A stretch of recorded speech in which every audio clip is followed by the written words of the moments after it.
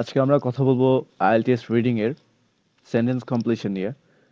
তো আমি আপনাদের সেন্টেন্স কমপ্লিশনের টিপস এন্ড ট্রিক্স দিব। ভিডিওটি আপনাদের জন্য খুবই হেল্পফুল হবে, কারণ আমরা জানি IELTS reading a sentence completion খুবই কমন একটি কোশ্চেন টাইপস।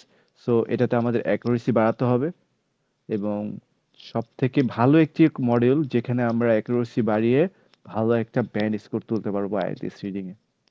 শুরু করার আগে বলবো যে যারা আমার ভিডিওটি দেখছেন, যদি ইউটিউব থেকে দেখে থাকেন তাহলে ইউটিউব চ্যানেলটাকে সাবস্ক্রাইব করুন, এবং যদি ফেসবুক পেজ থেকে দেখে থাকেন তাহলে ফেসবুক পেজটাকে ফলো দিয়ে রাখুন।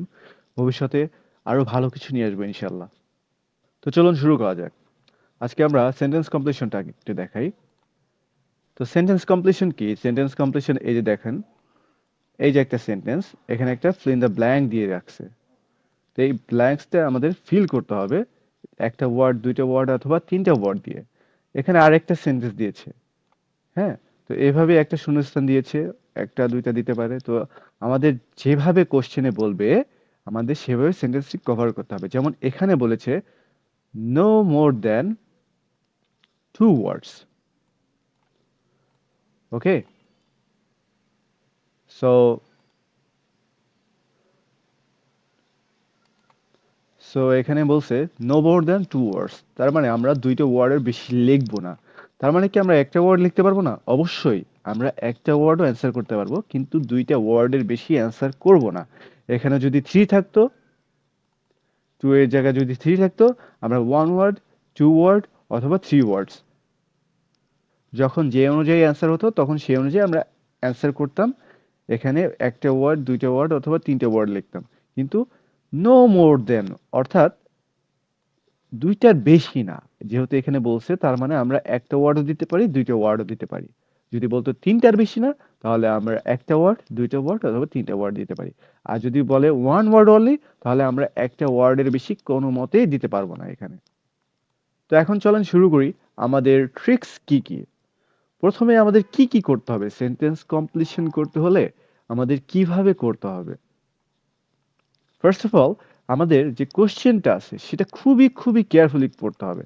যেমন দেখুন, এই যে একটা question, some food plants including are grown indoors. তো আমার পুরোটাই কোশ্চেন পড়তে হবে।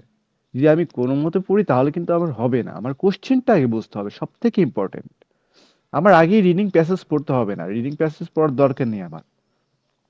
তবে আপনি যেটা করতে পারেন, রিডিং প্যাসেজের যে আমাদের হেডিংসটা আছে এটা একটু দেখতে পারেন, আর হালকা পাতলা একটু চোখ বুলিয়ে স্কিম করতে পারেন।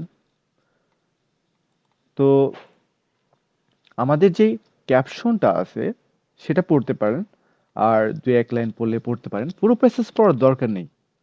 পুরো প্যাসেজ পড়লে আমরা কখনোই অ্যান্সার করতে পারবো না, সম্পূর্ণ অ্যান্সার করতে পারবো না। ধরেন এই যে একটা সেন্টেন্স, শুরুতে আমার কি করতে হবে, সেন্টেন্সটি খুবই কেয়ারফুলি পড়তে হবে, পড়ে বুঝতে হবে কি বলেছে।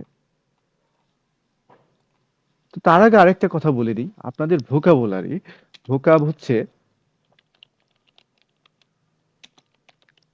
ইংলিশ টু ইংলিশ, আমাদের ভোকাব করতে হবে অলওয়েজ। তা না হলে ভোকাব ভালো না থাকলে আমরা যত টিপস অ্যান্ড ট্রিক্স শিখি না কেন, আপনাদের ইউটিউবে পেয়ে যাবেন হাজার ভিডিও, হ্যাঁ? তো বলবে যে এই টিপস, এই ট্রিক্স, এই টিপস, এই ট্রিক্স। আসলে আপনার ভোকাবুলারি যত ভালো থাকবে আপনি তত ভালো অ্যান্সার করতে পারবেন। যাই হোক, এর জন্য আপনারা চেষ্টা করবেন মোবাইলে একটি ডিকশনারি ইনস্টল করে রাখতে, ইংলিশ টু বাংলা অথবা ইংলিশ টু ইংলিশ। আপনারা সিনোনিমগুলো দেখার চেষ্টা করবেন মোবাইলের ডিকশনারি ইনস্টল করে। সেখান থেকে আপনার যে ওয়ার্ডগুলো ইউনিক লাগবে সেগুলো আপনারা ক্যাপচার করার চেষ্টা করবেন। তারপরে ২ নম্বরে আসি, ফাইন্ড এ কিওয়ার্ড। কিওয়ার্ড কি? আমরা অনেকে জানি আবার অনেকে জানে না। সো কিওয়ার্ড হচ্ছে এমন একটি ওয়ার্ড যার কোনো সিনোনিম নেই। সিনোনিম নেই মানে কি? যার কোনো প্রতিশব্দ নেই। ওই ওয়ার্ডটা একটাই, ওইটার কোনো চেঞ্জ হয় না। যেমন নাউন হতে পারে, যেটার কোনো চেঞ্জ হবে না। আমাদের ধরেন এমন একটা ওয়ার্ড যেটা আমাদের কোনো চেঞ্জ হবে না। ফর এক্সাম্পল এখানে দেখুন, মিথেন, এইটা একটা কিওয়ার্ড হিসেবে আমাদের কাজ করবে। এটা কখনোই চেঞ্জ হবে না। তো আরো কি হতে পারে আমাদের কিওয়ার্ড? নাউন হতে পারে, নেম হতে পারে, প্লেস হতে পারে, অর্থাৎ জায়গার নাম হতে পারে, কোনো মানুষের নাম হতে পারে, জায়গার নাম হতে পারে, প্লেস হতে পারে, প্লেসের নাম হতে পারে, নাম্বার হতে পারে, বছর হতে পারে, ডেট হতে পারে, ইত্যাদি। এগুলো হচ্ছে আমাদের কিওয়ার্ড। কিওয়ার্ড কোথা থেকে নেব আমরা? কিওয়ার্ড নেব আমরা, আমরা এই কোশ্চেন থেকে কিওয়ার্ড বেছে নেব। যেমন এই কোশ্চেনে আমি কিওয়ার্ড মিথেনটা নিতে পারি। মিথেনটা কিওয়ার্ড হিসেবে নিয়ে আমি প্যাসেজ থেকে সহজে স্কিম করে অ্যান্সার খুঁজে বের করতে পারি। তারপরে স্কিম থ্রু দ্য প্যাসেজ, আমরা যে কিওয়ার্ডটা নিয়েছি দেখেন, ভালো মতো শোনেন, ভালো মতো বোঝার চেষ্টা করেন। আমরা যে কিওয়ার্ডটা নিয়েছি সেটা নিয়ে আমরা স্কিম করব কোথায় গিয়ে? প্যাসেজে গিয়ে। প্যাসেজে গিয়ে আমরা পুরো প্যাসেজটা কিন্তু পড়বো না, ওয়ান বাই ওয়ান পড়বো না, আমরা প্যাসেজটা দেখব। এভাবে দেখে দেখে, এভাবে চোখ বুলিয়ে বুলিয়ে আমরা ওই কিওয়ার্ডটা খুঁজে বের করার চেষ্টা করব। তারপরে আসেন প্রেডিক্ট দ্য মিসিং ওয়ার্ড। তো আমাদের এটা প্রেডিক্ট করতে হবে। কিভাবে প্রেডিক্ট করতে পারে? আমাদের গ্রামার অ্যাজ এ ক্লু হিসেবে আমরা প্রেডিক্ট করতে পারি।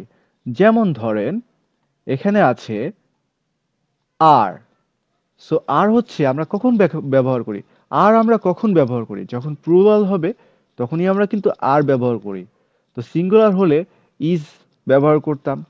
তো যাই হোক, এখানে গ্রামারটা যদি একটু ট্রিকি ওয়েতে ইউজ করতে পারি তাহলে আমরা অ্যান্সার পেয়ে যাব। তো আরটাও কিন্তু আমাদের কিওয়ার্ড না, তবে আরটা আমরা অ্যান্সার করার জন্য আমাদের আর হেল্প করতে পারে। তারপরে আসি ওয়াচ আউট ফর ডিস্ট্রাক্টরস।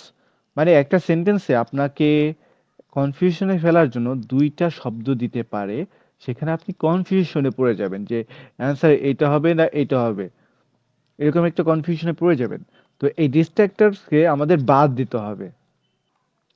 তো দেখা গেছে ওরা যখন কোশ্চেন মেক করে তো আপনাকে কিছু ট্র্যাপ দিবে। আপনি সেন্টেন্স খুঁজে পেয়েছেন, এরকম আমার ক্ষেত্রে অনেক হতো। আপনি সেন্টেন্স খুঁজে পেয়েছেন যে এই সেন্টেন্স থেকে অ্যান্সার করা আছে, কিন্তু অ্যান্সার করতে গেলে আমরা ভুল অ্যান্সারটা ইউজ করতাম। কি জন্য করতাম? এই ট্র্যাপ বা ডিস্ট্রাক্টরস এর কারণে। যখন আমরা ট্র্যাপটা বাদ দিতে পারবো তখন আমাদের জন্য অ্যান্সারটা খুঁজে বের করা খুবই সহজ হবে। Write the answer followed by the instruction. তো আমার ইনস্ট্রাকশনে কি বলেছে বা কোশ্চেনে কি বলেছে এটা বুঝে আমার সেই অনুযায়ী অ্যান্সার করতে হবে। তো এই ছিল মোটামুটি আমাদের ট্রিক্স। যদি আমরা এগুলো কাজে লাগাতে পারি, আর যে মেন বিষয়টা যদি আমাদের একটু ভোকাবটা বাড়াতে পারি, তাহলে আমাদের অ্যাকুরেসি 100% থাকবে। একটা কথা আমরা নোট করে রাখবো, সেন্টেন্স কমপ্লিশনের অ্যান্সার প্যাসেজে ইউজুয়ালি সিরিয়াল মেনটেন করে আসে।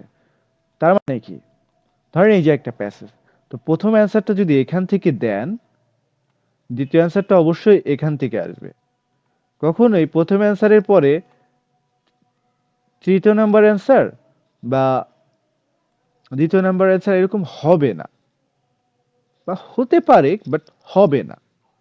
কারণ এরা সাধারণত সিরিয়াল মেনটেন করে আসে। যদি এখান থেকে প্রথম অ্যান্সার থাকে, দ্বিতীয় অ্যান্সার তার পরেই থাকবে, তৃতীয় অ্যান্সার তারপরে, ধরেন এখানে দ্বিতীয় অ্যান্সার, তারপরে আসবে তৃতীয় নাম্বার অ্যান্সার। এভাবে ওরা সিরিয়াল মেনটেন করে আসে। তো প্যাসেজের উল্টাপাল্টা করে কখনো আসবে না। সো এটা হচ্ছে সব থেকে ইজিয়েস্ট কোশ্চেন টাইপ। আপনাদের যেটা করতে হবে, একটু ভোকাবুলারি বাড়াতে হবে। হ্যাঁ, তবে একটা কথা বলে নেই, আপনারা সব শব্দ বা ওয়ার্ডস কমন পাবেন না। আই মিন আপনারা এমন কিছু ওয়ার্ড পাবেন যেগুলার মিনিং আপনারা জানেন না। এটা কেউ পায় না। যারা ব্যান্ড 9 পায় তারাও কিন্তু সম্পূর্ণ কমন পায় না। ভিডিও আমি বেশি লং করব না, কারণ অনেকের ধৈর্য থাকে না লং টাইম বসে ভিডিও দেখার জন্য।